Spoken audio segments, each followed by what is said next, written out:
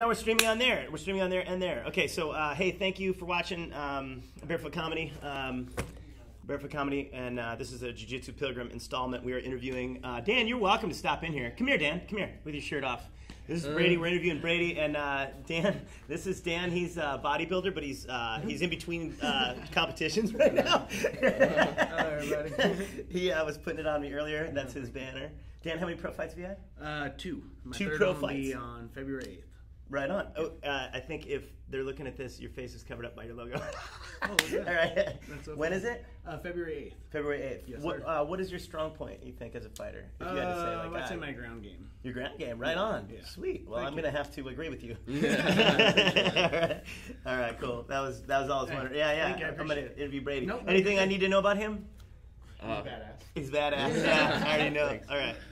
Okay, so so a few questions. We're going to cover a couple of upcoming dates, and we're also going to cover a little bit about Brady and his life in Brazilian Jiu-Jitsu. I had a couple of questions for you, basic Jiu-Jitsu questions. When did you start? How old were you? I started when I was just turned 15. Really? So you were a kid.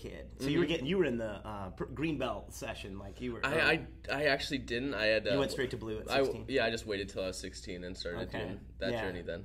Yeah, because that's the system, right? Mm-hmm. Yeah, when you're under 16, you get the kids' belts, and then once you turn 16, that's when you start progressing to the actual belts. Yeah. And what's your goal? What are you planning on doing? Well, I love teaching. I just one day I would like to just teach all the time. I'd like to fight MMA, so I would like to be a professional fighter, maybe a big promotion like UFC or Bellator or something like that.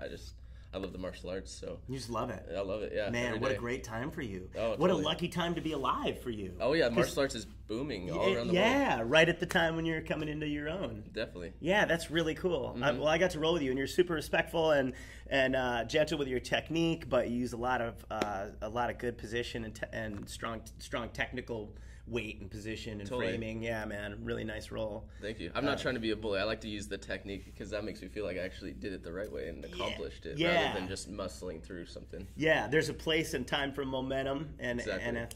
and I think we all agree it's fun to use. Oh yeah, totally. But I think your way is better for learning. Totally. Yeah. And I do love to use the technique and the wrestling and the smash kind of style, but not when you're rolling with someone friendly, you know. Yeah. And that's how you get hurt, you know. Yeah. Have you been hurt? Not really. No, I've been pretty. You've had no major injuries? I've been pretty lucky. Wow. Yeah. Maybe it's that because you're not doing all that explosive Probably. stuff as much when you're training. Yeah, I do it at probably we do hard sessions, but it's not constant. So we go back, learn some good technique, and then we go and do some hard sparring and hard grappling. So I think that's probably how I kept that balance. Yeah. So if you were not allowed to do any jiu-jitsu at all, you by law, Oh, okay. what martial art would you train? Huh. I like kickboxing. Probably do some kickboxing or MMA. If MMA is mixed in there, I would definitely do MMA. Okay, well, Yeah. MMA can't apply because then you got to use jiu-jitsu. Yeah, that's true, I guess so. It'd so. have to be a single art. If Probably Muay Thai kickboxing. Muay Thai kickboxing. Or I have a black belt in Kempo karate, so I'd probably do you? continue to do that as well. Oh, okay. Yeah. And if you if you couldn't do any martial art at all, what sport would you do to stay fit? That's a hard one. That is a For hard you, one. it is. Yeah. Your whole life is martial art. I've been doing karate since I was 4, so this Yeah. is my whole life pretty much. I might do probably just CrossFit, just some active stuff. Do just more aerobic type movement. Yeah. Just I don't know. I've never really been a good basketball player. I'm too short and too white for basketball. So. Yeah. And, But you like all that.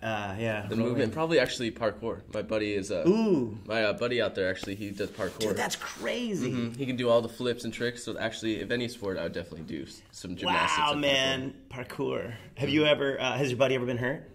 He has some minor injuries, he's twisted an ankle or something, but he's never broken. But he's never fallen off a building or anything crazy? No, he's jumped off of him, but never fell. Not yet. Wow. Hopefully That's an interesting sport. It just defies physics. Yeah, and he helps me a lot with my parkour, so I think it translates really well to jiu-jitsu, learning to do back flips and front flips and stuff like that. Yeah. Just being comfortable with being upside down.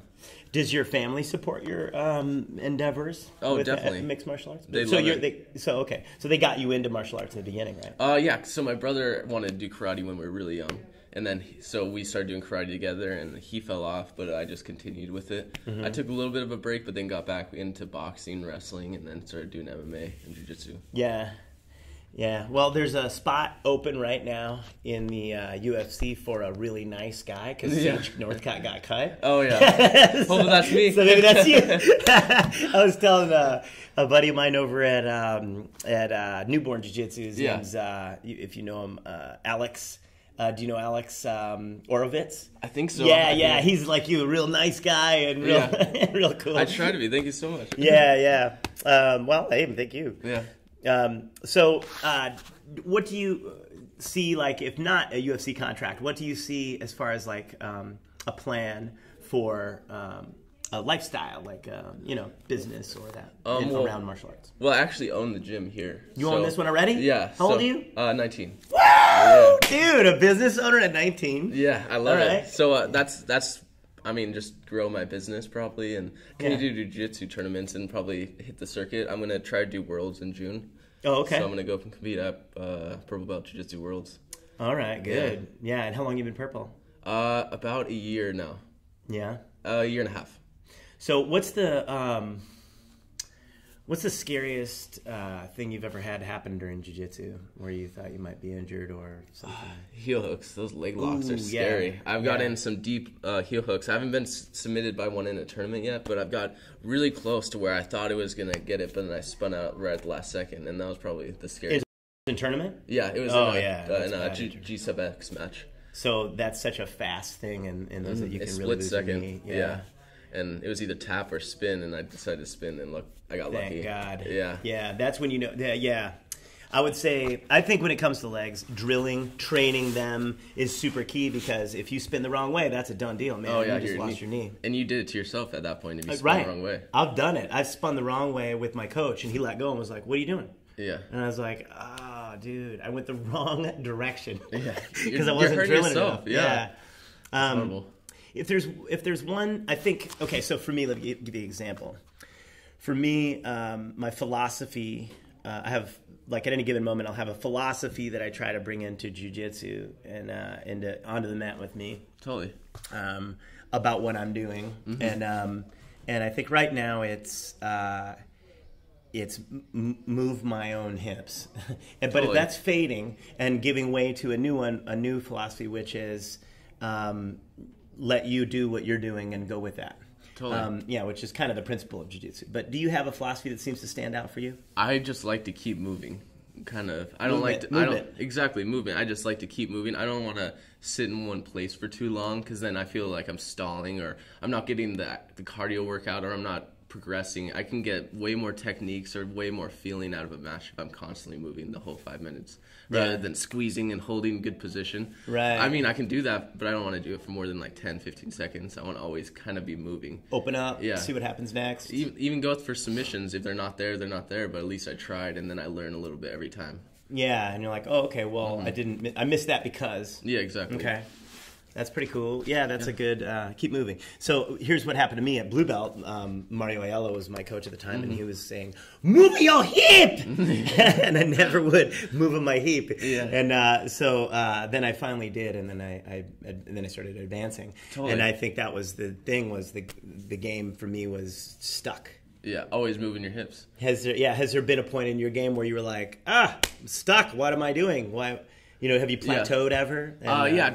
I feel like it happens to a lot of people in Blue Belt. I felt like I plateaued because I always I'm more of like a wrestler style jiu-jitsu player, so I like to stay on top and kind of smash and kind of pass and do all the top game stuff, but I felt really uncomfortable on my back during Blue Belt. Okay. And then I started working on that a lot more, and now I feel more of like a well-rounded jiu-jitsu player. Okay, you felt like it opened up. Yeah. Once you started to play another side of the game. Exactly. Okay. Yeah.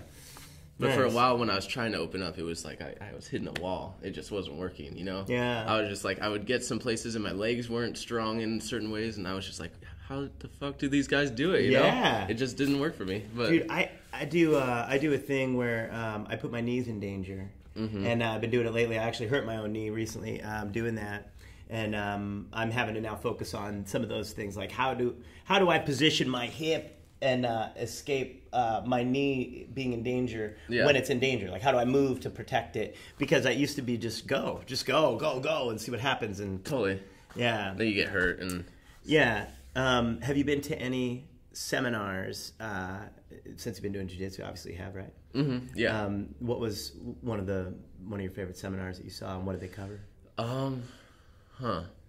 So I always love my instructor Marcelo. Marcelo Alonso. Marcelo Alonso, yeah. Marcelo Alonso. Yeah. He has some really solid technique. It's nothing too extravagant or something crazy, but it's really solid and it works. So I love his seminars all the time. But I went down to LA and trained with John Jock. You were telling me about that. Yeah, that's right. Yeah, John Jock has some killer technique. He's shown us a few things. Really tight, solid pressure. You just feel like you're being squeezed like by an anaconda or something. Yeah, I love it. Yeah, I love that too, man. I just did a Renato Tavares seminar, and he brought Newaza Steve. Oh, nice. And Newaza Steve is obviously a judoka, and he taught us some great stuff, man. That's awesome. A really cool one that has to do with cross-stepping backward, and then hooking the far leg and hopping toward him, and you have to put show him me right that. down. It's so cool. That's cool. I'll show it to you. Yeah.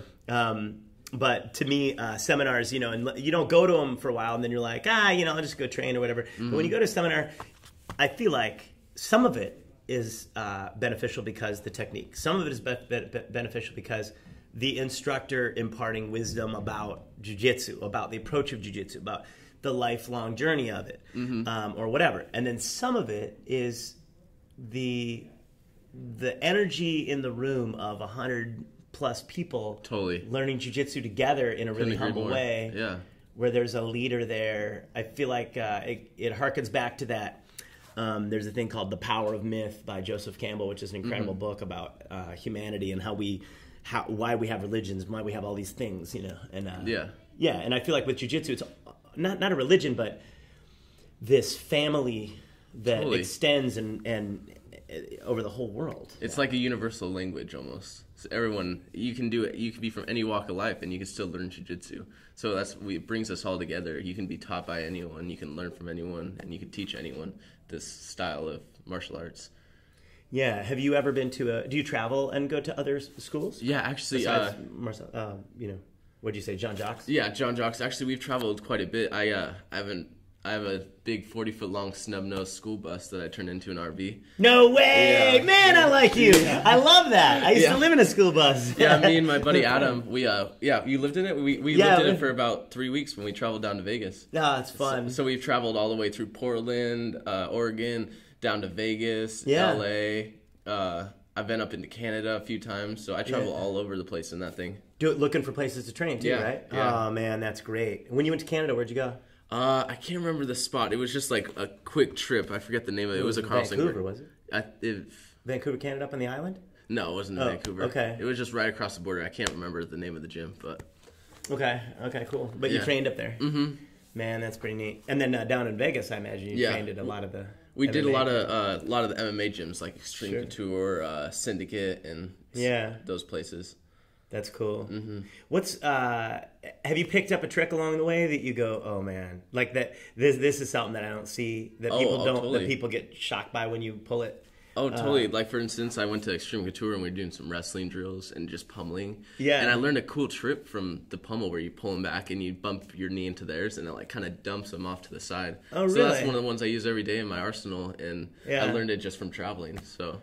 Well, all right, now you got me fired up. So let's do this real quick. Let's do that. I'll show you that Newaza Steve thing. I believe you'll be able to see us. You can see us? Yeah, you can. Okay, so it comes from here with a grip here. You're going to go under, typically. Or actually, if I'm under, you would go over. And, I think the grip, it comes from here anyway. So when the guy has what you want to do. Let's see. It's one of those ones. I was at the seminar. No, you maintain this grip, and then as the guy's maintaining the grip, you clear this hand, and then you punch through. So this is the grip you end up in right here. Okay. So it starts here, but the trick is, let's turn a little. It goes here. You put pressure. You can do it with a grip on the collar if you're playing with a gi. and you push through like that. Oh, yeah. Step back here. This is the cross step. Go here and hop, hop. Boom. Yeah. Okay. Feel how your base gets Totally. super compromised? Well, even with a punch, you feel like you're boom. Yeah. You just go boom, the step, and then go boom. Oh, okay. And when you hook the foot on that thigh, so if you do it here, and that's another way, in the neck, when you do this cross step, you put the pressure here. Yeah. And you hop, hop, hop, boom. Okay. Yep. Nice. That's awesome. Yeah, that's a cool one. Yeah, let me try it. Yeah. So right here. You would pull me here, and you could cut through. You can either do it with the back of the collar, or you can do it here and push through. Yeah. And you cross step there, hook and hop. Yeah, that's it. Yeah, because once you hook and start hopping, you're breaking down that base. You're breaking down the base here, and he can't move it anyway, so he's already stuck on your foot. That forward pressure on the shoulder. Yeah. Okay. So show me what you're saying. Okay, so yeah, this is what I learned down when we were doing some wrestling. So you're doing the pummeling here, and once you get to a pummel, what you do with your knee is you're gonna bump it and you're gonna pull him. Yeah. And it kind of it'll set up, kind of create space or set up for like a takedown. So you can go from here, you can do a dump. Yeah. Into a double leg. Nice. Very good. Yeah. I like that one. Yeah, he taught me something because I was saying that about judo. Your knees always feel like they're in jeopardy. Both of these, I gotta turn up a little. Boom and boom. They always feel like they're in jeopardy, your knees. So, what I asked judoka Steve, Steve, was how do I protect my knees? And his answer was this. He said, if you're going to step in for an inside trip, because a lot of guys will come in here like this and do this, and I feel like it's dangerous with the knee. Yeah, totally. He said, take a good hard step right behind and straighten your leg. Oh. That's all there is to it. That's good. That's Yeah, I always put pressure, right? You put pressure, took a step, and then go like that. You just straight pop it. So when you pop that knee, the other guy's knee, it just pops it. Boom. Lightens the load. You go that way or... Yeah. No, I love that. That's actually a good point. I like that. Yeah, it's a high-level judo trick, I guess, that they do so their knees don't get hurt. But you never, I always wonder, because you see these guys, how are they not always in knee braces? Mm-hmm. Totally. Yeah. I feel like I need to be in sometimes. Yeah. All right, well, let's get in here again, and we'll wrap this thing up. I appreciate your time, bro. Oh, yeah. No worries. Thanks for coming and training. Yeah, man. And so I guess I usually ask one last little question, unless there's anything you want to cover. Is there anything you want to cover? No, I think tell the world of jiu-jitsu. You're better at this than me. You got all the questions. All right. If you could give anybody in your family jiu-jitsu that doesn't have it, instantly you could just touch them in their black belt, who would it be and why? Probably my mom, just so, cause then I don't have to worry about her ever being in a position where she can't defend herself. Self-defense for your mom. Okay, yeah. That brings up something interesting to me. Self-defense. How do you feel about self-defense for women? It's more important than anything, I feel like. How do you feel about the approach of teaching self-defense to women? The current, like what you've seen and how jiu-jitsu plays in? Are you saying that, like, how important it is for them? Or? Yeah, and like... I guess what I'm saying is a lot of times they'll have like a 5-hour self-defense course for women. Yeah. And then women take it and they're like, okay, now I know how to defend myself. But like if you and I roll today and we've been training, we roll, and then 5 years from now I don't do jiu-jitsu, but I come back and we roll, you're going to kick my ass. Totally. Whether, if you're steadily doing it. Mm-hmm. Because your body's doing it. Your mind's not doing it. Like when you're white belt, you have to think and then go and then think and then go. But if you're up to blue, higher blue, purple, then your body's starting to do it. Yeah. And I think that takes so much time. Totally. That self-defense can only be effectively trained in that way where it's an ongoing thing. That's totally true, yeah. And I mean, women, just like anybody that does the martial arts, they just need to do it over and over, like you're saying. One class isn't good enough, because it's just not gonna stick in their brain. They're gonna be stuck in situations. It's not gonna work on everyone. So I think martial arts is good for anyone. Yeah. So it's a striking art over jiu-jitsu. Which is better for women and why?